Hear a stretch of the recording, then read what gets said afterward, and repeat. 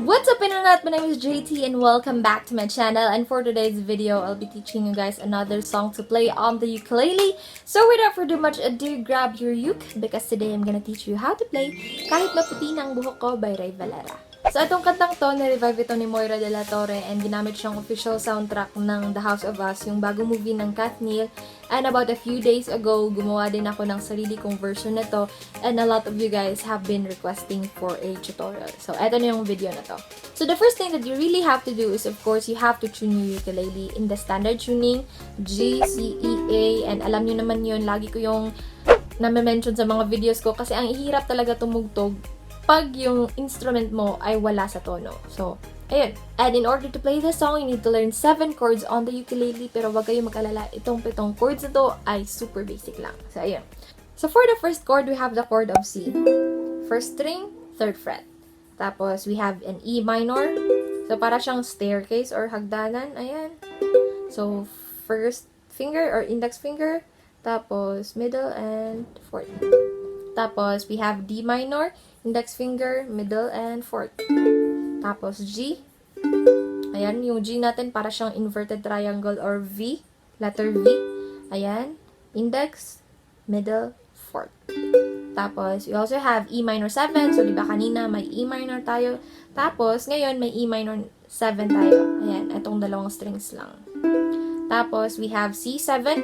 So, di ba kanina may C tayo. But C7 is here, located in the first string, 1st fret. Tapos, lastly, we have the chord of F. So, index finger, middle finger. So, again, C, E minor, D minor, G, E minor 7, C7, and F. So, ayun, alam na natin yung mga chords, alam na natin yung dapat natin gawin. So, let's move on to the intro. So, dito sa intro, yung chord progression natin ay C, E minor, D minor, and G. Tapos, yung strumming pattern natin ay down, down, up, down, up. So, magiging ganito siya. Down, down, up, down, down, down, up, down, down, down, up, down, up. Pero dito sa chord of G, magiging ganito yung strumming pattern natin. Down, down, up, down, down. So, may last pa tayo na down strum. So, ayan. Ulitin natin. Down, down, up, down, down, down, up, down, down, down, up, down, down, down, up, down, down. So, let's move on to the first verse of the song. We have the chord progression of C, E minor, D minor, and G. So, the same lang talaga siya sa ginawa natin sa intro, and then you just have to repeat it twice, and that is for the first one. And then, with regards to the strumming pattern, it is also the same to what we did sa intro. So, down, down, up, down, up pa rin yun. Okay? So, 1, 2, 3, go! Kung tayo ay matanda na, sana'y di tayo magbago. Kailanman, nasaan may tuwang pangarap ko. Tapos, after nun is the chorus. So, dito sa chorus, hindi na natin isa-isahin yung mga chords kasi super dami nila. But the thing is, kung anong word sa lyrics naka-align yung chord, yung mismong chord, dun ka lilipat ng chord. So, di ba kanina, yung last chord natin is G, and that is for the line na, ito ang pangarap ko. Tapos, sa chorus, makuha mo pa. So, sa pa ka pa lilipat from G to E minor. So, ayan. Di ba? Kasi kung anong word sa lyrics naka-align yung chord, dun ka lilipat. Kuha mo pa, kayang ako'y. Sa ako'y, we have E minor 7. Ako'y hagkan at yakapin. So, yan. Tandaan nyo yan, okay? So, dapat marunong kayong magbasa ng lyrics while playing the song. Tapos, yung strumming pattern natin is also the same. Still down, down, up, down, up. So, yun. Kantahin lang natin yung chorus. So, just follow. And, ayan. 1, 2, 3, go. Makuha mo ba kaya ako'y hagkan at yakapin, hanggang sa pagtanda natin. C7, nagtatanong lang sa'yo, ako pa kaya ibigin mo, kung maputi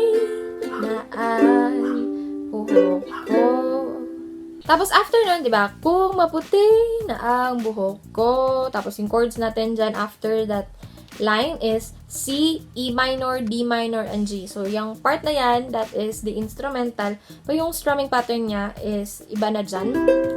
So, di ba kanina, down, down, up, down, up. So, ganun lang. Pero dito sa part na to, sa instrumental, yung strumming pattern natin ay magiging ganito. Down, up, down, up, down, up, down, up, down, down, up, down, up, down, up, down, up, down, down. So, magiging ganito yung instrumental natin, okay? So, first chord that we have is the chord of C. Tapos, yung strumming pattern natin for the first chord, we have down, up, down. Okay? Down, up, down. Lipat sa E minor, up, down. D minor, up, down. G, up, down. Balik na naman sa C, down, up, down. E minor, up, down, up, down, up, down. Tapos, for the last na ulit sa G, up, down, ay, tama ba? Down, down, up, down, up, down, up, down, up, down, down, up, down, up, down, up, down, down, down. Ayun. Up, down, down. Yun yung strumming pattern natin sa last na G. So, that is for the chorus and the instrumental.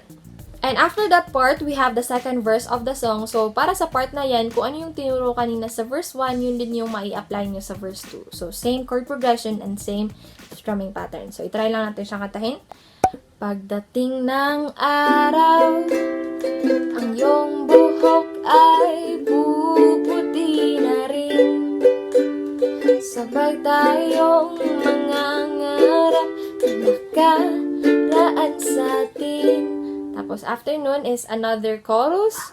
Same pa rin yung mga chords, same strumming pattern, same lahat. So, ayun. Pero iba lang yung lyrics na sa chorus 2. Ang nakalipas ay babalik natin. Papaalala ko sa'yo ang aking pangako. Ang pag-ibig ko laging sa'yo. Kahit maputi na ang buhok ko. Tapos after nun is the instrumental.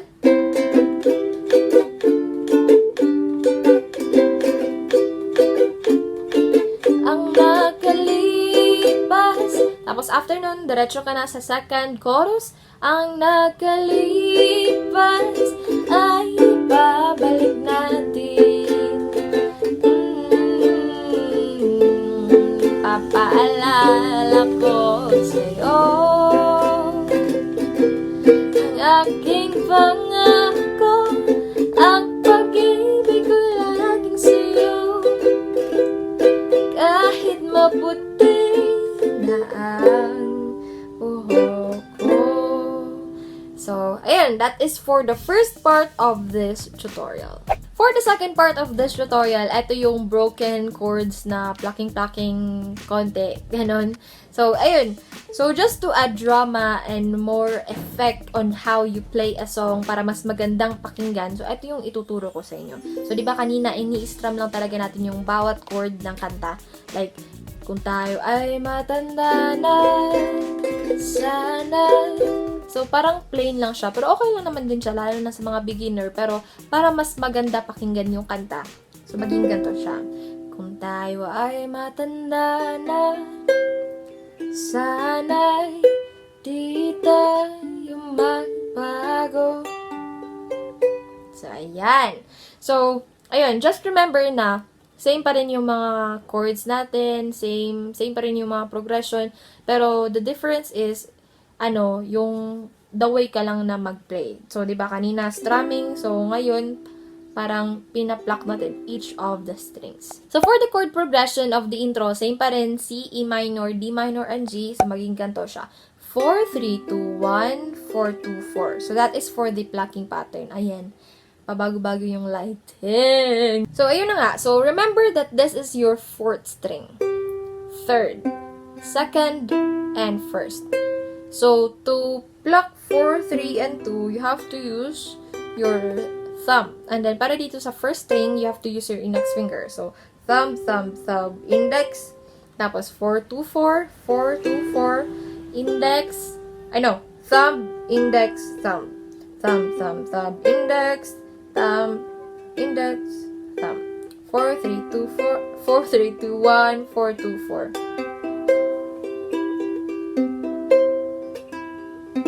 So, ayan. So, para sa intro natin, we have C, E minor, D minor, and G. So, magiging ganito siya. Okay, lipat agad.